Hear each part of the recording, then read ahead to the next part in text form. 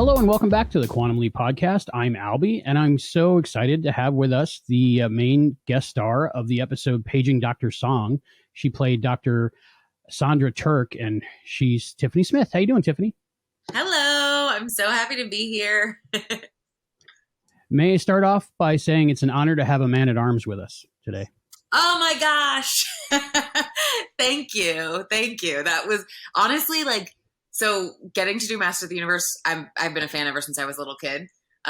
So a lot of the jobs that I get to do, because I've been in the geek space for a long time, it's always stuff where I watched it and now I get to do it. And same thing with Quantum Leap. But when I found out that for Master of the Universe, I was going to get to become a man-at-arms, I was so excited. And the second question I asked was, am I going to get another action figure? I just rewatched the Masters of the Universe after show you did last night, because when I was watching this episode, Paige and Dr. Song, I was like, I know her. What do I know her from? So then after the episode, I kind of went on the IMDb and I was like, oh yeah. So I watched again. So what's it like hosting with Kevin Smith, something like that, an after show for Netflix? Yeah, I mean, the cool thing about that was, so I've been working in the industry for a while now. I started out doing mostly hosting stuff, like I said, in the kind of geek genre space. And so I've known Kevin for years, and we've done stuff, with DC Comics, and, I used to host for Fandango, so I've interviewed him for films that he was working on and stuff. So getting to work with him on Master of the Universe Revelation, now Revolution, was amazing. It was one of those things where, you audition for a project and you're excited about it because of the property, but then extra excited because, you have friends that are working on it. So getting to do that with Kevin was amazing. It's so much fun having him in the, it was mostly over Zoom because of the fact that we were recording during COVID. But it was awesome getting to see how excited he gets about the recording sessions. And then getting to do the after show was great because we didn't get to spend a ton of time together in person doing the actual recording. So getting to do the after show with him and Rob was amazing and so much fun. And it was great doing that. And then getting to we got to go to Comic-Con, San Diego Comic-Con this last year and have a panel in Hall H, which Wow. Rob was there and Kevin moderated and Dolph Lundgren came, and it was amazing. Yeah. It doesn't get better than Hall H, right? Yeah. Yeah. For a geek, it sure doesn't. Those interviews you did, they seemed very cut down, like the first 30 seconds, last 30 seconds, middle 30 seconds. Were they like longer interviews when you did them? Did you do them live on the set? We did do longer interviews. We did them live on set. Yeah. But again, like I said, we were doing them via Zoom. So it was a little bit harder because at that time, it was still pretty, not early in the pandemic, but still trying to figure out how you could get people on and make sure that the cues and everything matched up and everything timing wise worked. And fortunately it was during the pandemic. So we did get to do stuff over Zoom because we were interviewing people from all over the world. All of our actors were all over the place. And usually when you're trying to get people in person, it's a little bit harder. So getting to do it over Zoom was great. Is there anything you can tell us about the new season? Have you started any of it yet? All I can say is that, yes, I've recorded some of season 2. That's all I can say. And that William Shatner is on season 2. Can't tell you anything about his character, but wow, yeah, I didn't hear that. That's pretty cool.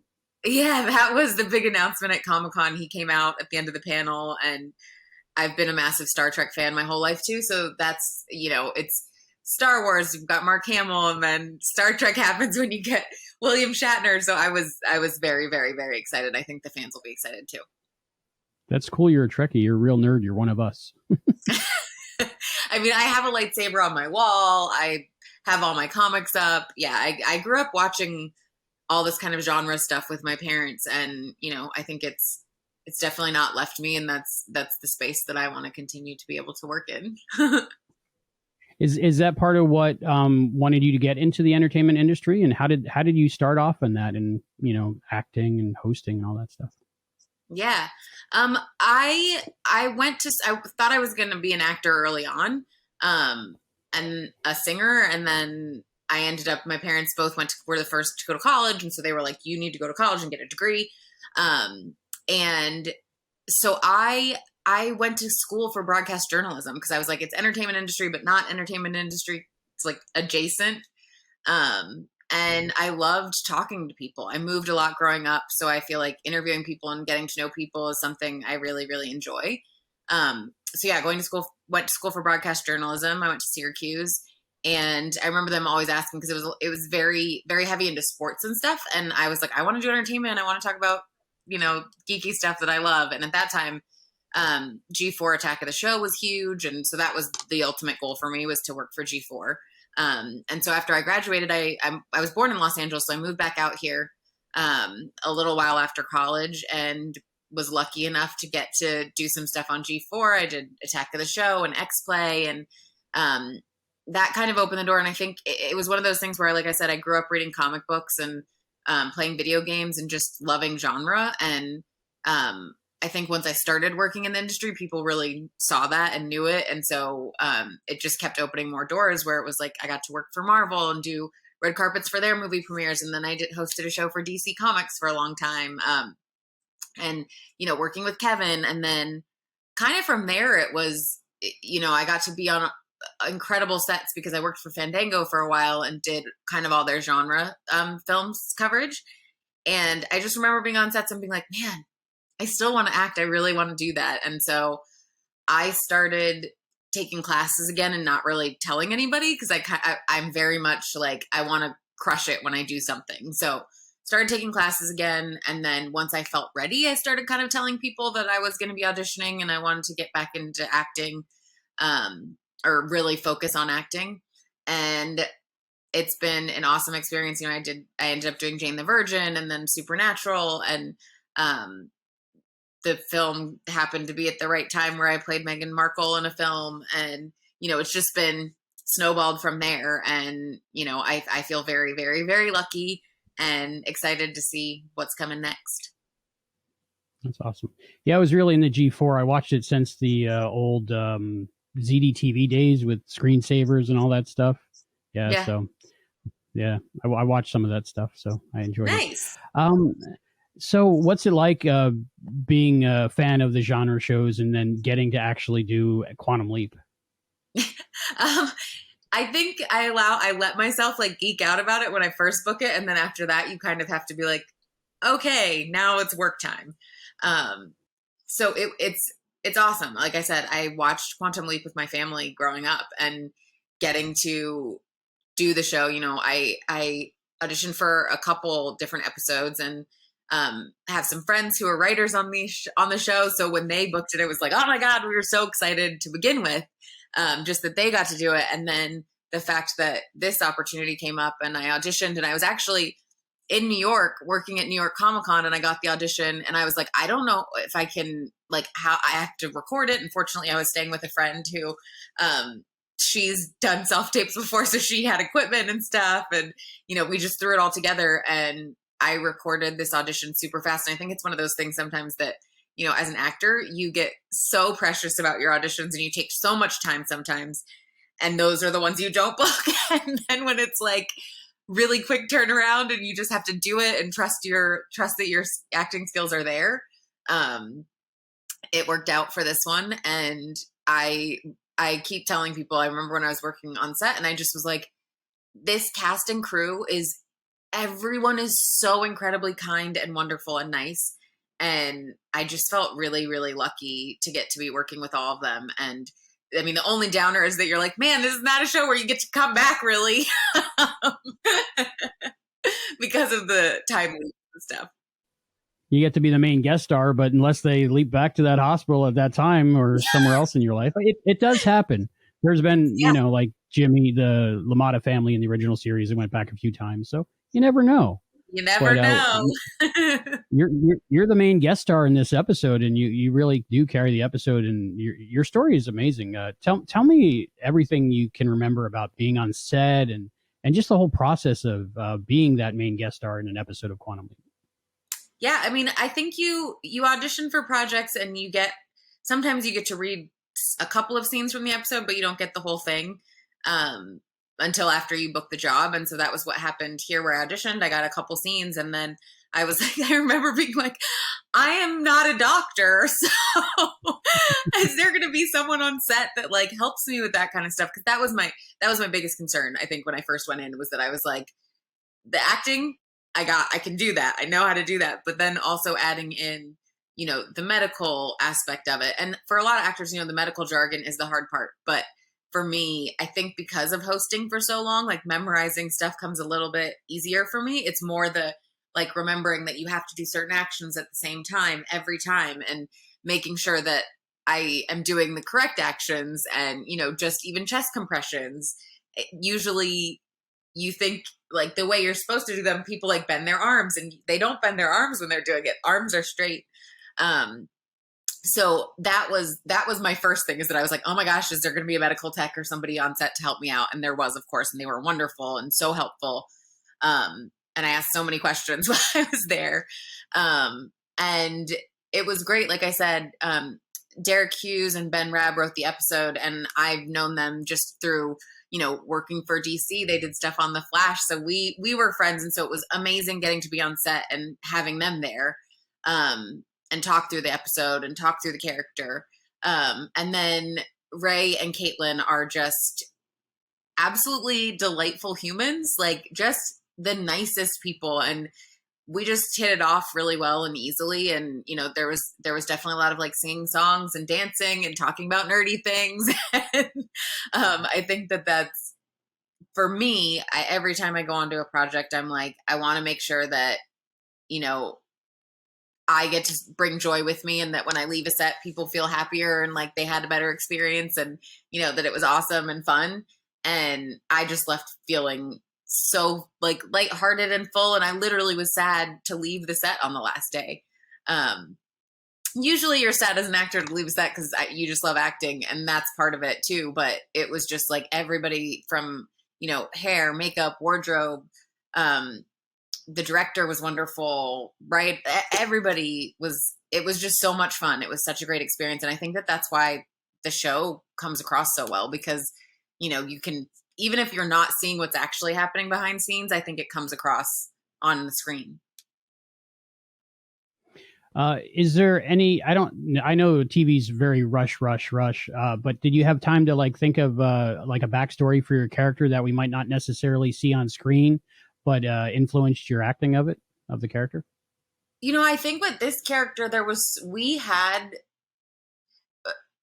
her story kind of gives you some of her backstory, where it's like, the interactions with her dad and that sort of stuff going on. That was the part where really I had to spend a little more time for myself, just so that I knew, like, thinking about like, what are some of the things that happen between her and her dad, that they are kind of estranged. And, there's certain moments where it's like, there's not dialogue, but we're having to interact with each other and figure out like what's happening here, how, is there a bond that's rekindled. And then with a show like this, it's, Ray is leaping into a character that Sandra has a relationship with.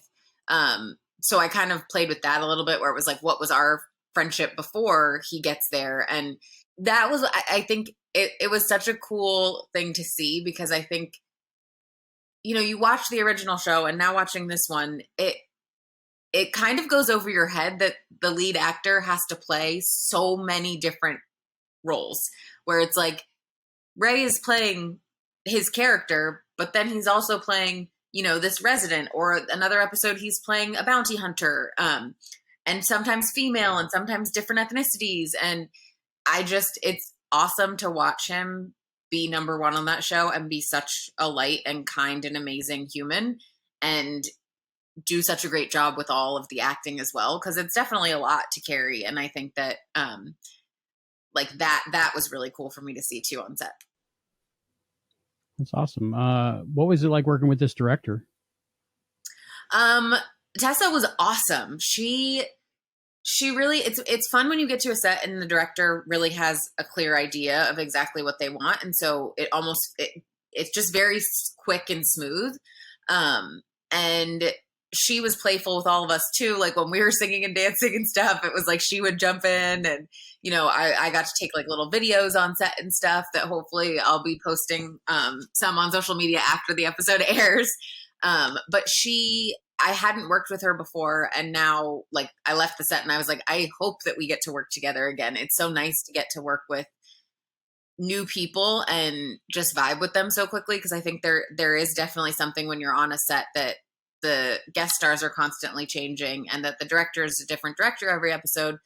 You have to make a bond really quickly. And as an actor, feeling comfortable and safe and that you really trust the director is great because, it's some directors will give you a lot of direction and I love getting direction. And other directors, like Tessa would come up if she had something specific, but if you did it the way she needed it, it was like, great, okay, we can move on.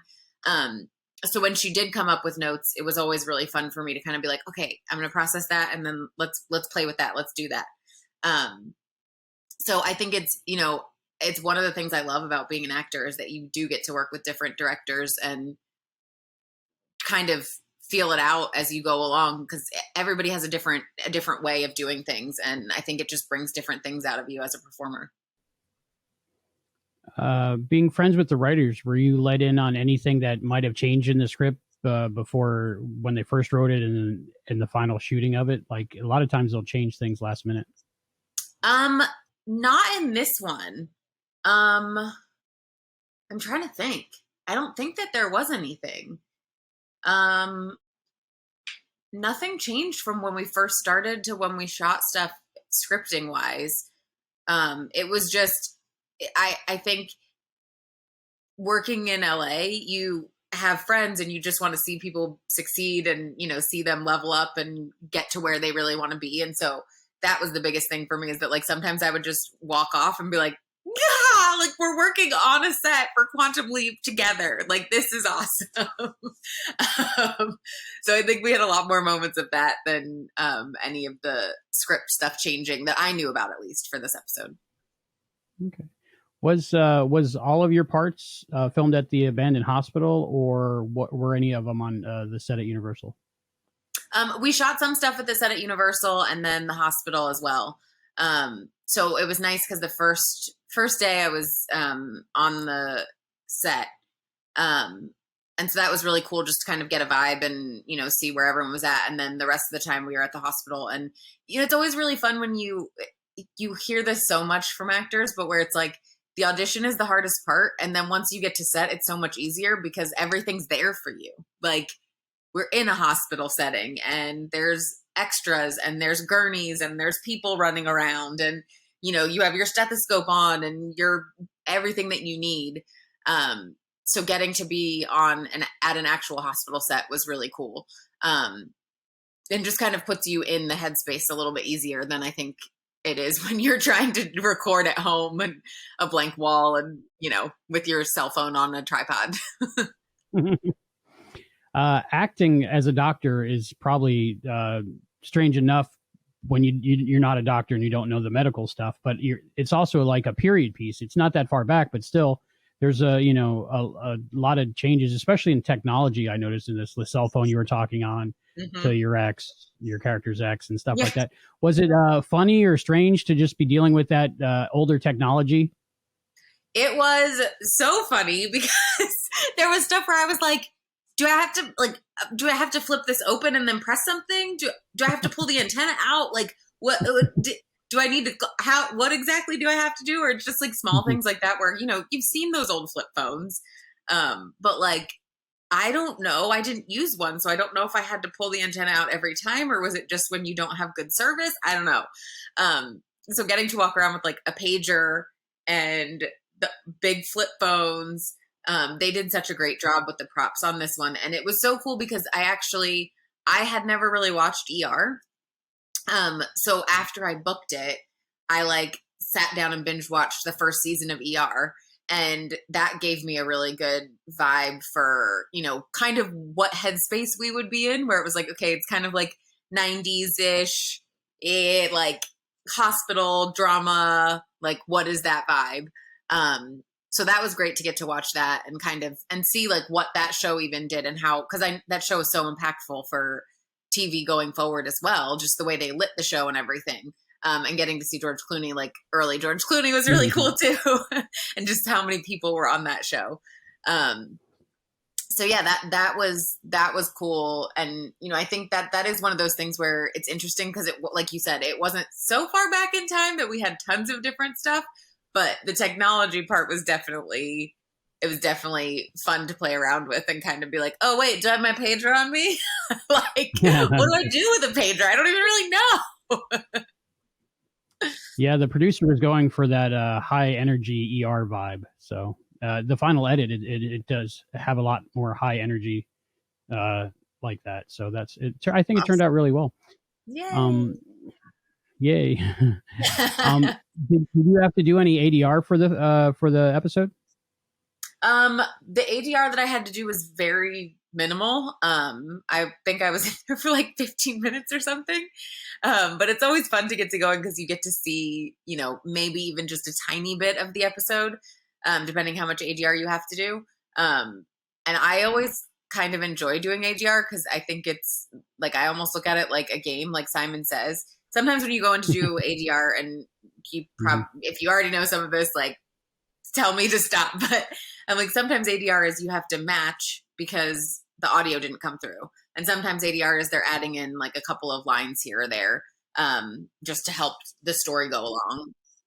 For things to make more sense sometimes, yeah. Yeah. And so for most of this one for me, I think it was just like throwing in a couple little extra lines so it wasn't having to like match stuff, which that's the part that can take a little bit longer. But I always have fun doing it. It's almost, for me, it feels like Simon Says, or did you ever play that game where it was like the lights lit up and you had to press the buttons at a certain time? Yeah, or playing like Guitar Hero or something. I'm like, that's kind of how it feels when I do ADR, where it's like, can I like hopscotching in to make sure you say the words at the exact right time? And it's weird because it's like you said it originally, but you have to like match it and match the energy. So how is that different than like recording for Andra?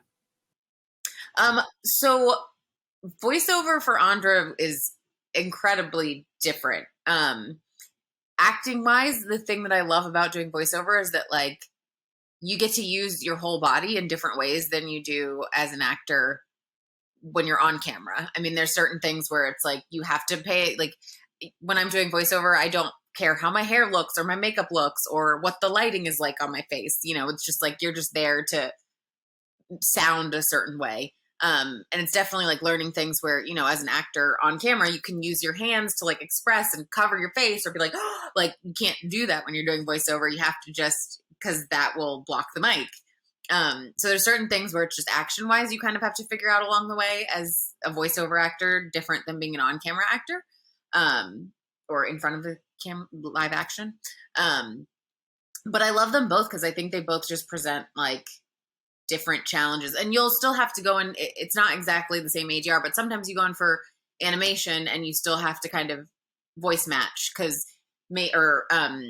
like lip flap matching kind of, where it's like, okay, well, we didn't quite get this or with the energy that we want. So can you say it again, but can you do the energy here? Or same kind of thing. Like, can we throw in a line here? Can we add this here? But that happens less. Like ADR for live action usually is that.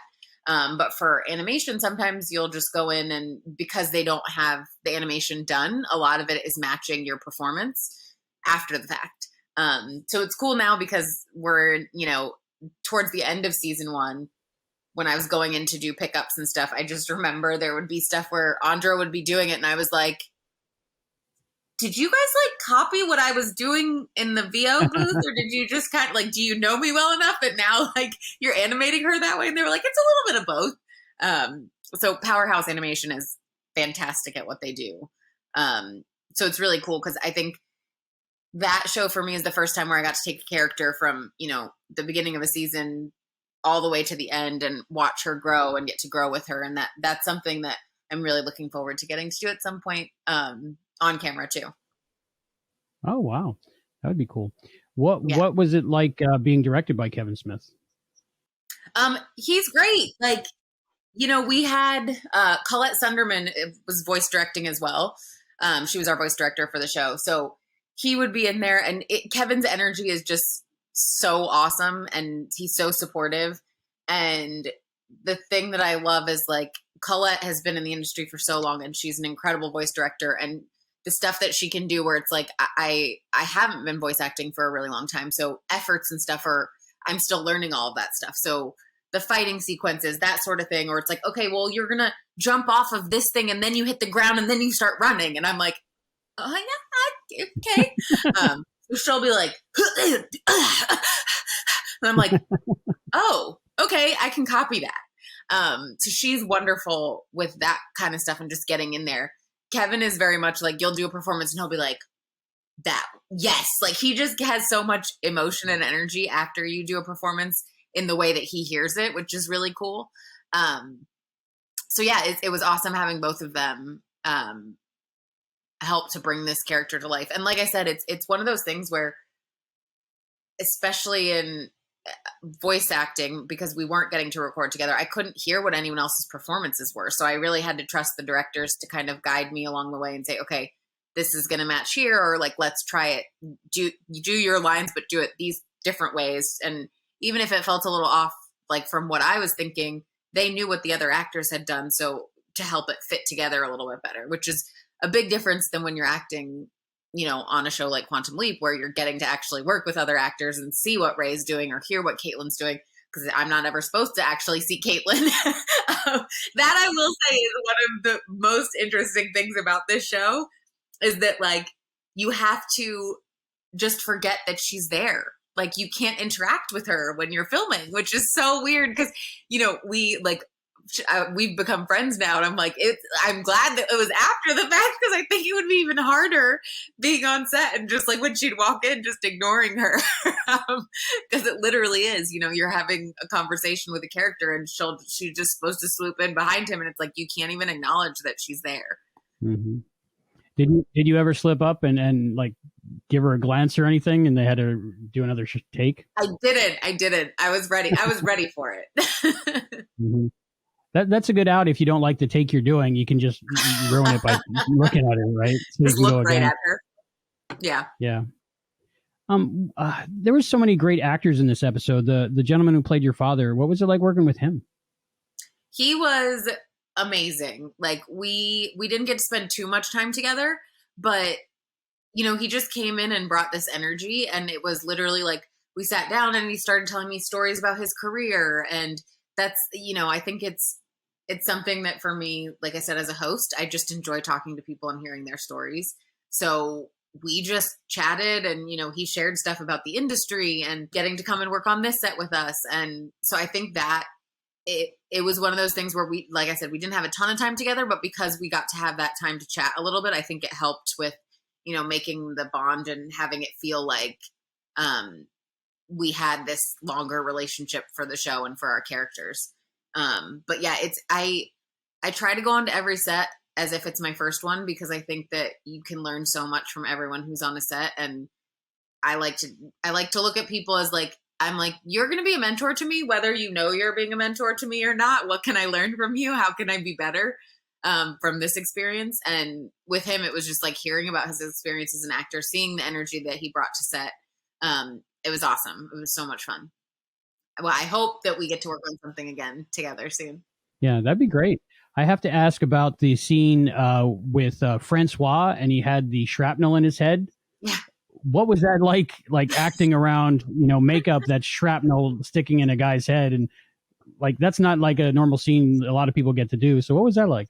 Yeah, you know, it like I said before, it was one of those things where I think that a lot of times as actors, you continuity is something that like you have to match every time, where it's like, okay, well, I had to make sure I take the shrapnel out at a certain point. And it took a lot of stuff from direction to trust, you know, okay, so if I don't take it out here, is it like, if I don't actually pull it out, does it still look okay? And trusting that, you know, the DP and everyone has got everything that they need, so it looks as realistic as it possibly can, because obviously I'm not really pulling shrapnel out of his head. But like the makeup team did such an amazing job. And it's just always fun when, you know, you get to do like one of the first films that I did was a horror film. And it's like when you get to like add in the blood and do all that kind of stuff, it's always fun. And again, like I said, as an actor, the more realistic it looks, the easier it is for me to perform while I'm doing it, you know? And so I got to definitely take that piece out a couple of times just to make sure we got the shot right. And that was where, again, I was asking our medical people a lot more questions, where it was just like, okay, how would I do this? Like, what would the reaction be? What do we need to do? Who comes in to like make sure he doesn't bleed all over the place? And so that part was definitely a learning curve and just a lot of fun. And I always like a challenge, so I'm like, yes, keep throwing more stuff at me. It really is like choreography when you're doing that sort of stuff on a show like this. It must be crazy. You go to work that day and you just learn about temporal arteries and different things like that. And yeah.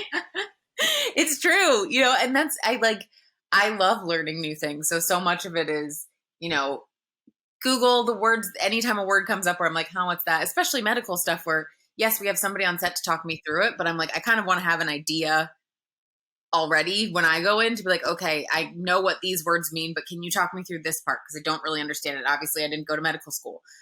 So what would I need to focus on, or what are the things that I need to do here, here, here?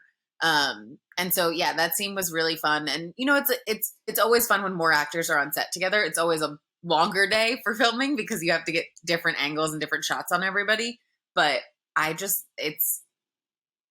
think especially coming out of the pandemic, getting to be on set with so many actors and so many great, talented, wonderful actors was amazing, and on top of that ended up the Eugene Bird, who's in the episode as well. He's one of my friends too. And so we both auditioned and we both know the writers, EPs on the show. And we didn't know we'd both booked it until like I went in for my fitting and I was like, Eugene booked it too. So that was really fun. Especially because it's like we actually would hop on Zoom the night before we had scenes and run our lines and stuff together. Yeah. Yeah. That would really help. Yeah. Because you don't get a lot of rehearsal in television, if at all. Yeah. Yeah. And I love rehearsal. So I'm like, anytime someone wants to run lines with me when I'm on a job, I'm like, yes, let's do it as many times as we possibly can.